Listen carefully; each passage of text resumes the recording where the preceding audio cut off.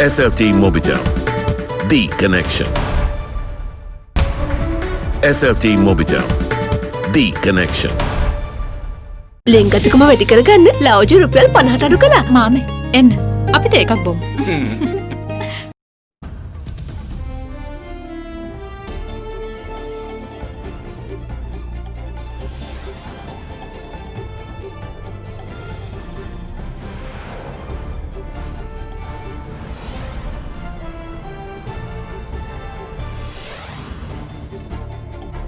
Tonight, the conundrum.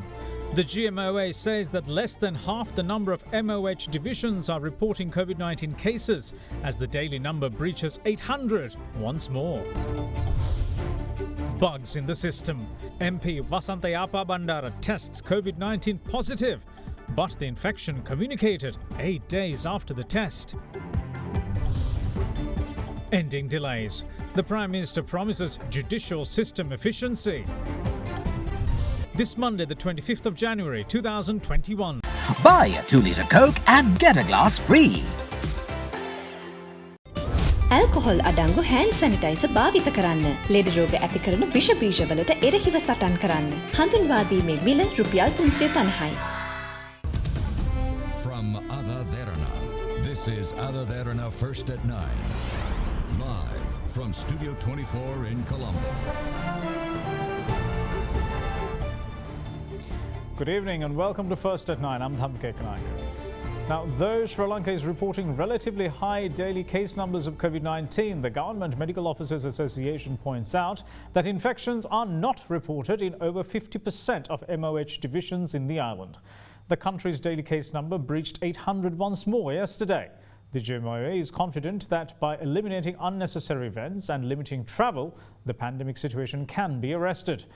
Bringing the situation under control is vital, with grade 11 students in the Western Province who are due to sit for the GC Ordinary Level examination in March returning to school today. Chief of the National Operations Centre for the Prevention of COVID-19, Army Commander General Shavindra Silva confirmed that 383 fresh cases have been confirmed in the country so far today. After reporting 887 infections on the 21st of this month, the number of daily COVID-19 infections in Sri Lanka crossed the 800 mark once again yesterday after reporting 843 infections. It was notable that Colombo was the only district to record triple-digit infections, while all other districts recorded cases in double digits. Accordingly, Colombo as usual topped the list with 480, while Gampaha and Kaluthura confirmed 86 and 72 infections, respectively. In addition, 40 infections were reported from Gaul, 35 from Kandy, 17 from Mathura, 16 from Ampara, 14 from Putlam, 13 from Trincomalee, 12 from Ratnapura, while 9 were confirmed from Badulla. Further, 8 cases were found from Polonnaruwa, 6 each from Vaunia and Kegol, 5 from Mathale, 4 each from Kurunagala and Monaragala, and 2 infections each from Norelia, Anuradhapura, Mana, Kilinochi and Jaffna. What's more, single infections were also found during yesterday from Mullaitivu and Batiklo as well. දිස්ත්‍රික්ක 25ම රෝගීන් එනවා තමයි. නමුත් ලංකාව පුරා තියෙන සෞඛ්‍ය වෛද්‍ය නිලධාරී කාර්යාලය 330ක් විතර ප්‍රමාණයෙන් තාමත් 140ක් 45ක් විතර ප්‍රමාණයක තමයි රෝගීන් දෛනිකව වාර්තා වෙන්නේ. කියන්නේ දෛනිකව රෝගීන් වාර්තා වෙන්නේ සෞඛ්‍ය වෛද්‍ය නිලධාරී කාර්යාලය 150කට අඩු ගානකින්. ඒ කියන්නේ බහුතරයක් සෞඛ්‍ය වෛද්‍ය නිලධාරී කාර්යාලයෙන් තාමත් දෛනිකව රෝගීන් වාර්තා වෙන්නේ නැහැ. මේ මොහොතේදී විශේෂයෙන්ම අවධාරණය කරනවා මේ උත්සව විශේෂයෙන් විවාහ මංගල උත්සව ඒ වගේම තමයි වෙනත් සාද මේ වගේ දේවල් හරහා කොවිඩ් ව්‍යාප්ත වීමේ ලොකු තර්ජනයක් මේ වෙනකොට මතුවලා තියෙනවා. අනවශ්‍ය උත්සව අනවශ්‍ය ගමන් බිමන් සීමා කරන්න ඒ හරහා අපිට මේ මොහොතේදී මතුවලා තියෙන තර්ජනය යම් මට්ටමකින් අපිට පාලනය කරගන්න පුළුවන් වෙයි කියලා. Meanwhile, 3 more COVID-19 related deaths were confirmed yesterday, while 2 of them were from the Colombo district. The deceased include a 77-year-old woman from Colombo 14, whose cause of death was COVID pneumonia, high blood pressure, liver infection and kidney disease. Meanwhile, an 84-year-old woman from Maradana died due to septicemia with COVID-19 infection, COVID pneumonia and heart disease.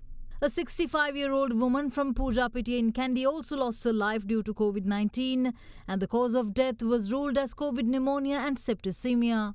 In another development, head of the National Operations Centre for the Prevention of COVID-19, Army Commander General Shavindra Silva commented on the COVID-19 vaccines that are to be imported to the country within the week. අතිගරු ජනාධිපතිතුමා විසින් පෙරේදා දිනේ දැන්වූ පරිදි මේ එන්නත් ලංකාවට මේ සතියේ ලැබීමට නියමිතයි. බොහෝ දුරට මෙය 28 වෙනිදා ලංකාවට රැගෙන ඒමට නියමිතයි.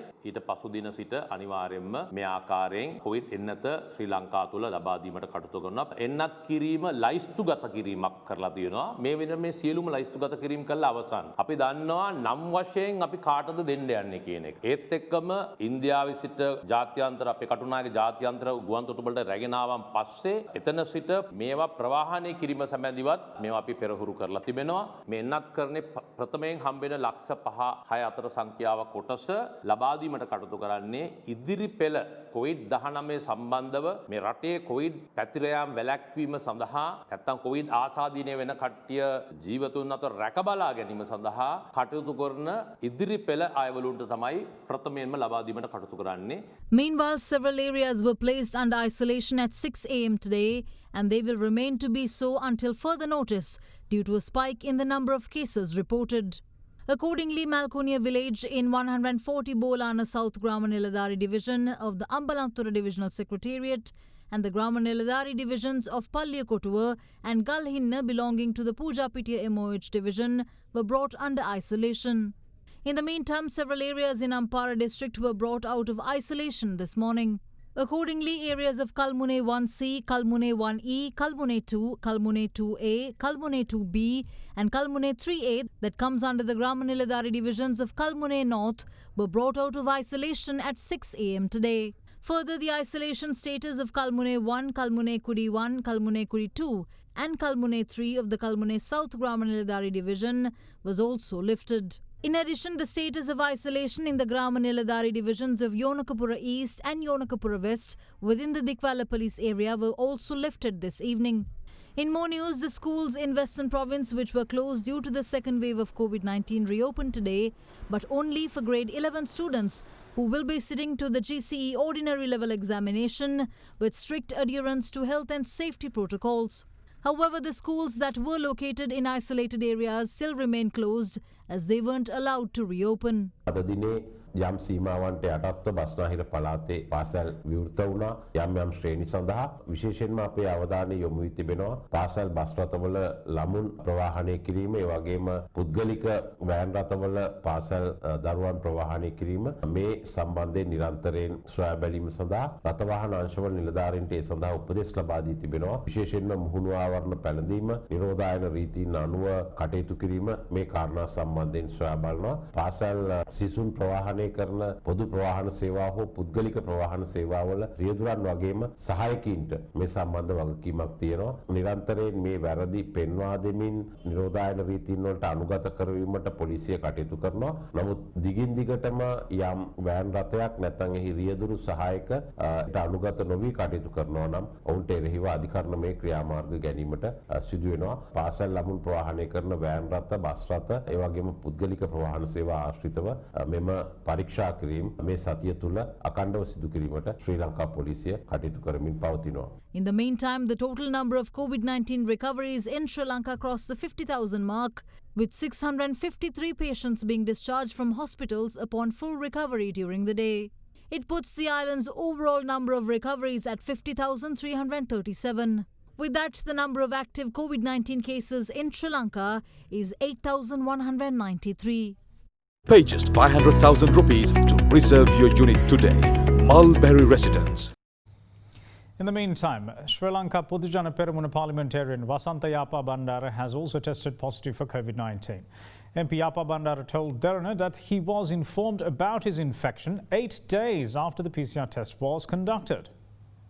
Parliamentarian of the Sri Lanka Podujana Peramuna Vasantha Yapa Bandara has voluntarily subjected himself for a PCR test on the 16th of January at the district hospital of Kadugannava. However, the MP has not shown any symptoms at the time of testing. After the test, the health officials had said that it will take some time for the results of the test to return and that the MP will be informed via telephone if he tests positive for COVID-19. Then parliamentarian Yapa Bandara as usual has engaged in his daily work. However, after 8 days, the Public Health Inspector of Kadugannava had informed the MP yesterday that he is infected with the virus. Following this news, MP Yapa Bandara had also done a rapid antigen test. However, he said that its result returned negative. However, MP in a Facebook post requested his close associates during the past few days to take necessary health measures. Parliamentarian Vasanta Yapa Bandara during the past 8 days had participated in 2 parliamentary sittings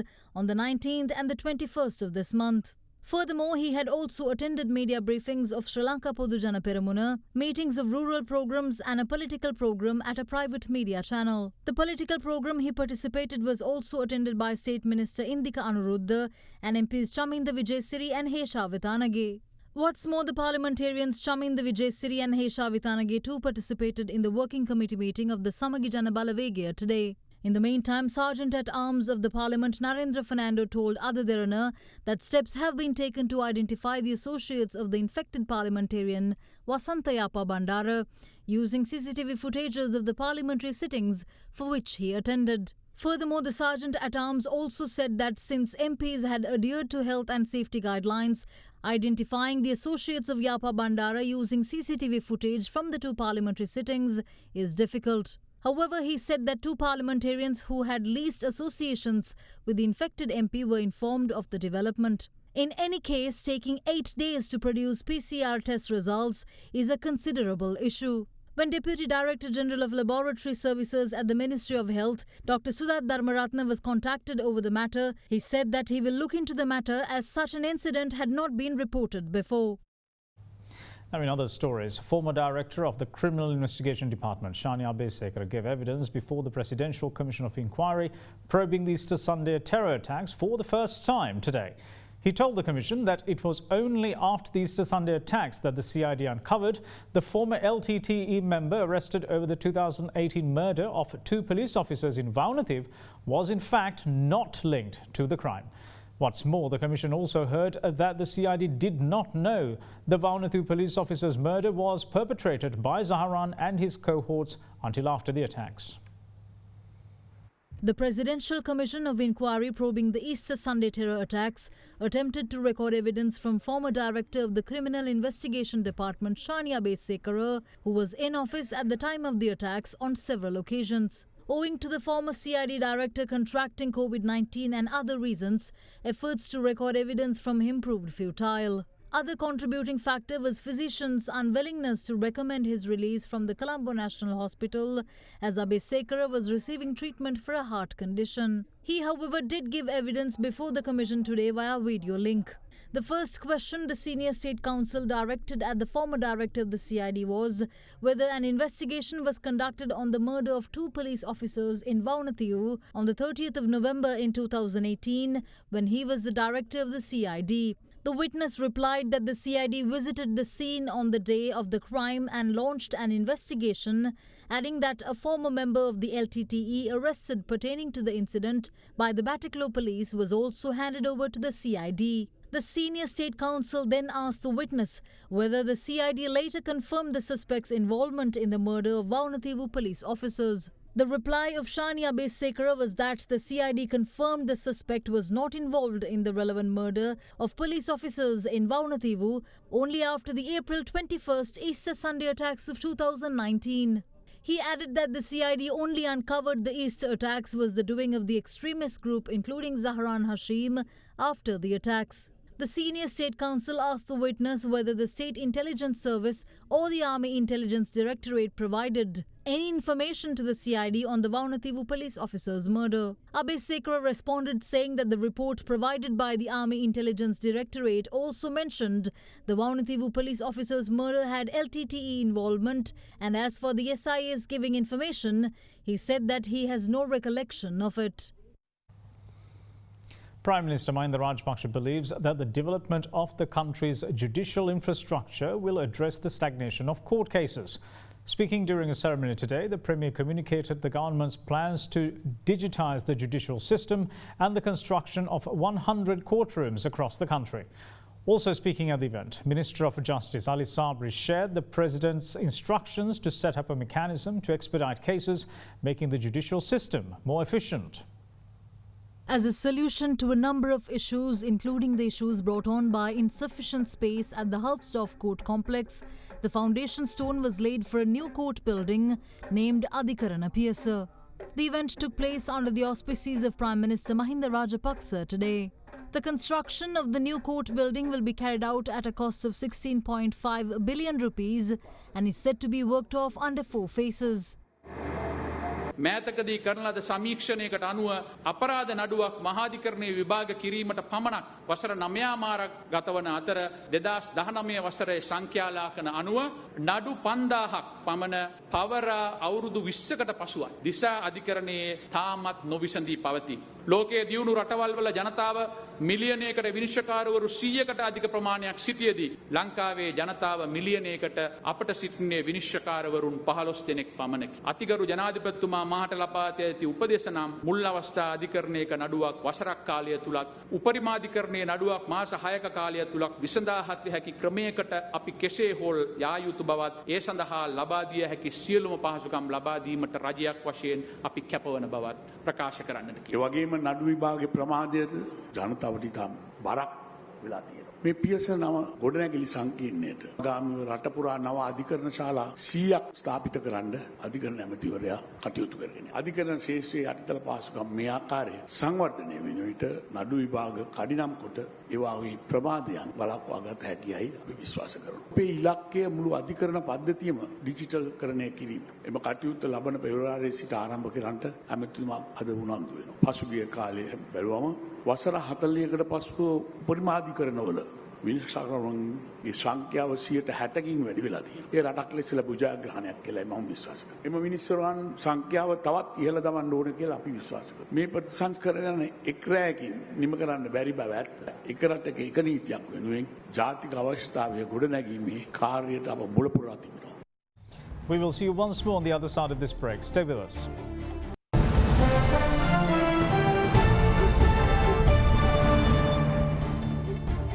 Welcome back. You're watching First at 9. Now, Venerable Professor Madhagoda Abhethisathera warns that welcoming Indian investments to develop the East Container Terminal at the Colombo port will leave the government in ruin. He made this comment during an audience with the port's trade unions today. In the meantime, the Cabinet subcommittee appointed to look into the matter also met today for the 5th time. The government faced severe disapproval from many factions, including the port's trade unions, for its proposal to allow Indian private sector funding for the Colombo port's East Container Terminal development. The move will see the government retaining a 51% stake of the terminal's ownership. Accordingly, representatives of 23 port trade unions presented a proposal to Venerable Professor Madhagoda Abhethisathera this morning on retaining the 100% ownership of the terminal by the Sri Lanka Ports Authority. නගර පරිවර්තය සම්බන්ධ මේ රටේ යෝජනාව විදිහට අපි හදුවා ඔබ වහන්සේලා උපදෙස් අරගෙන විද්වතුන් නීතිඥයන් විශේෂයෙන්ම වරායේ වරලත් ඉංජිනේරුවන් රටේ ඉන්න ආර්ථික විශේෂඥයන් ඒ සියලුම දෙනා එකතු කරලා අපි හදුවා වාර්තාවක්. ඒක අපි බාර දුන්නා අමාත්‍ය මණ්ඩල අනුකම්පිතව ජනාධිපති මේ අමාත්‍ය සුදින්පත් කරපො අපේ විශ්වාසයක් තියෙනවා මේ කැන්ක් එකේ මේක කිසි සැලකිල්ලක් දක්වන්නේ නැති වෙයි. මොකද මේ වෙනකොට වැඩ සියල්ලම සූදානම් කරලා ඉවරයි කියන තොරතුරක් ලැබුණා. අපිට මේක කරන්න බෑ කියලා කියනවා නම් ඩොලර් මිලියන 600ක් නැතිකම නිසා මේ අපේ රටේ හදන පාරවල් හදන්න ඩොලර් මිලියන කොච්චර යනවද? ඒ මම්මාවත් හදන දේවල් ප්‍රමාණය මේ අවසරකට දෙකකට තුනකට හරි නතර කළා. අපිට මේක කරන්න පුළුවන්. ඒ නිසා මුදල් නැහැ කියන කතාව එක පැත්තකින් අනිත් එක එදා අපි රනිල් වික්‍රමසිංහ ආණ්ඩු කාලේ හම්බන්තොට වරාය විකුණන වෙලාවේ කිව්වේ මේක දෙන්න එපා. ඒක තුට්ටු දෙකට විකුණලා දැම්මාද ඒ සල්ලිත් නැහැ. වරායත් අපිට නැහැ. ඒ වගේ තුට්ටු දෙකේ ආණ්ඩුව පරාජය කරලා මේ බලාපොරොත්තු සහගත ලෙස මේ ආණ්ඩුව අරගෙන ඉන්නේ. මේක කිසිසේත්ම ආණ්ඩු විරෝධයක් නෙවෙයි. ඔයගොල්ලෝ තන ඉන්නවා. දිවා රාත්‍රී මේක අදානි සමාගමටම දෙන්න ඕනේ කියලා දැඟලුවොත් ආපහු තව අවුරුදු කීපකින් ආණ්ඩුව වෙනස් වෙච්ච වෙලාවක ඕකේ ඉන්න නිලධාරී 70 බුරුත්ත පිටින් හිරේ යන්න වැඩ කරන්නේ. කොහොමදත් මේ වරාය දුන්නොත් ආණ්ඩුවට ආව උස්සන්නේ නැහැ. In this backdrop, the Railway Employees Union pledged their support to the cause by staging a protest in Colombo this afternoon.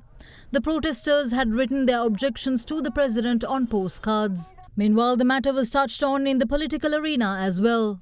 ශ්‍රී ලංකා නිදහස් පක්ෂය අපි මේ සතියේ මේ පිළිබඳව සාකච්ඡා කරනවා. කෙසේ වෙතත් අපේ මතය තමයි දැනට දල වශයෙන් මට කියන්න පුළුවන්. මේ රාජ්‍ය බලයට පත් කරන්න කටයුතු කර අපේ ගරුතර මහා සංඝරත්නය, ඒ වගේම අනෙකුත් ආගමික නායකයින්, ඒ වගේම අපේ වෘත්තීය සමිති මේ සියලු දෙනාගේ හඬට කන් දිය යුතුයි කියන මතය අපි ප්‍රධාන වශයෙන් ඉන්නවා. අපේ මෛත්‍රීපාල සිරිසේන හිටපු ජනාධිපතිතුමා කියනවා එතුමා ඉන්න කාලේ මේක ආව නැවැත්තුවයි කියලා. ඉතින් ඇත්තටම අද එක්සත් ජාතික පක්ෂයේ පැත්තේ අයම කියනවා මේක ඒ කාලේ මේ ගිවිසුම් අත්සන් කරේ අපි ඒ වෙලාවේ රටේ නායකයා හැටියට හිටියේ මෛත්‍රීපාල සිරිසේන ජනාධිපතිතුමා කියලා. නිසා අපි කනගාටු වෙනවා මෛත්‍රීපාල සිරිසේන හිටපු ජනාධිපතිතුමා එහෙම ප්‍රකාශයක් කිරීම පිළිබඳව. තියාගන්න අදාළ මේ කතා කරන කොළඹ වරායේ නැගෙනහිර ගැටියක් විරෝධ ප්‍රශ්නේ කොළඹ වරායට සීමා වෙච්ච ප්‍රශ්නයක් නෙමෙයි. ගැටියක් වරායක් විකිණීම පිළිබඳ ප්‍රශ්නයක් නෙමෙයි. රට අනාරක්ෂිත කිරීම පිළිබඳ ප්‍රශ්නයක්. ඒකෙන්ද අද ඉන්දියාව සැලසුම් කරලා තියෙන්නේ ලෑස්ති වෙලා තියෙන්නේ අදානි කියන ඒගොල්ලෝගේ කොම්පැනිය දාලා හොඳින් හරි නරකින් හරි ඉන්දියාවට ලංකාවේ වරාය ගන්න එක බින් අඟලක් කාට හරි විකුණලා තියෙන වැඩ පිළිලක් තියෙනවද? බදු දෙන වැඩ පිළිලක් තියෙනවා නම් කරුණාකරලා පෙන්නන්න. එහෙම කිසිම දෙයක් වෙන්නේ නැහැ. ආයෝජකයෝ ඇවිල්ලා ආයෝජනය කරපු තැන තියෙනවා. ඩොක්යාඩ් එක වරාය ඇතුළතදී ආයෝජකයලා ආයෝජනය කරපු දේවල්. ලංකා හොස්පිටල් එක ඇවිල්ලා ආයෝජනය කරපු දෙයක්. හැබැයි ඒ අයිතිය 100% අපේ ආණ්ඩුව සතුටුයි. Meanwhile, the intelligence units have found video footage of inmates at the Negombo Prison throwing parties with liquor, also available inside the prison during the tenure of its former superintendent, Anuruddha Sampaio. Sampaio is accused of providing unauthorised comforts to inmates, with some inmates living in relative luxury within their cells. Convicted criminals enjoying relative luxuries in prisons was thrown under the spotlight in recent times. The Negombo Prison was at the centre of it, with prominent criminals there being afforded the luxury of having fridges, various food items, musical instruments, as well as other comforts within the prison. The Negombo Prison's former superintendent Anuruddha Sampaio was accused and remanded over provision of such unlawful luxuries to inmates. Now, the intelligence units have found video footage of Negombo Prison inmates throwing parties at the prison during Sampaio's tenure while imbibing liquor.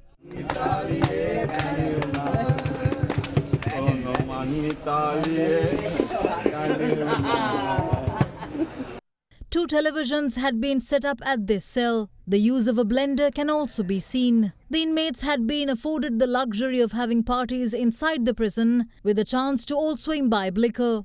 Such parties had been recorded with the use of mobile phones, and the intelligence units have also found many relative photographs. The video footage and photographs have revealed that a group of inmates, including mega drug racketeer Kundaranji, had enjoyed a luxurious life within the prison. The former superintendent of the Negombo Prison, Anuruddha Sampaio, under whose watch these illegal activities had taken place, was arrested and remanded over providing unauthorized comforts to inmates.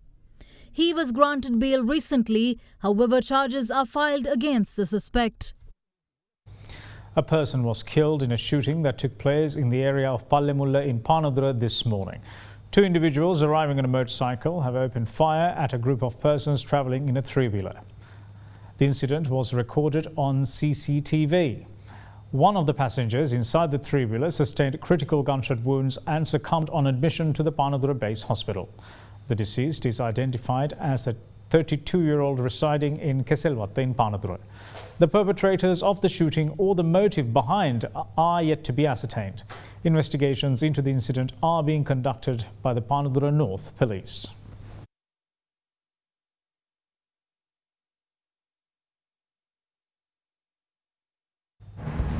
We will see you shortly. Bear with us.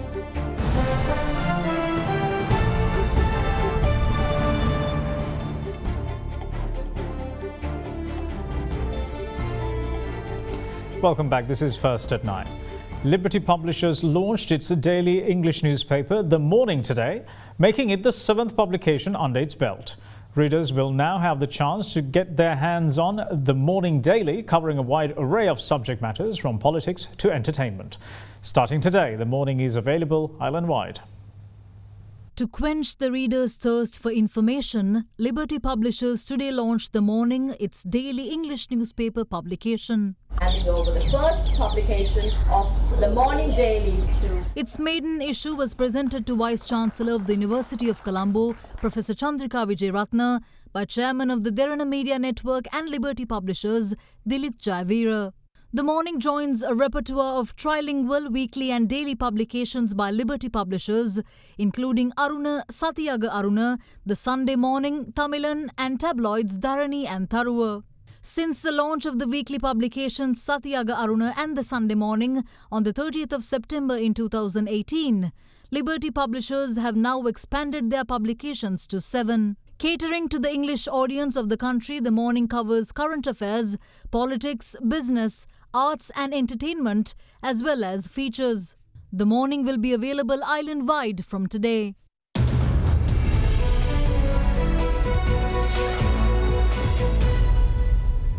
Now taking a look at the Colombo Bourse, the all-share price index gained 230.92 points today to close at 8,694.35, breaking the previous record of 8,463.43. Further, the S&P SL20 index of more liquid stocks gained 188.47 points to close at 3,500.82. The market turnover was 14.9 billion rupees, with 126 stocks gaining and 96 falling. Now here's a brief report on today's market performance. The bull run in the market, except for last Tuesday's brief selling pressure, has been on a continuous upward trend, and upward run actually continued today as well. Today we saw the market gain by around 230 points, and in addition to that we saw the S&P SL20 today reaching 3,500, up by about 188 points. So the index is now slowly and steadily, the all-share price index is closing in on the 9,000 mark, now currently at 8,694 points. So with this, what we are seeing is the retail sentiment, buying interest is continuing on a higher scale, where we saw today's turnover exceeding the previous 12 billion levels and now reaching almost 15 billion rupees. Marginally short of 15 billion. Now we are seeing very high level of transactions also taking place. So today's number of transactions were exceeding 67,000 transactions for the day. Now in the currency market, the Sri Lankan rupee closed around 196 rupees to 199 rupees to the US dollar, while bond yields remain unchanged ahead of a 75 billion rupee bond auction tomorrow. However, the rupee last closed around 197 rupees to 200 rupees last Friday. Now let's take a look at how the Sri Lankan rupee traded against other major currencies during the day.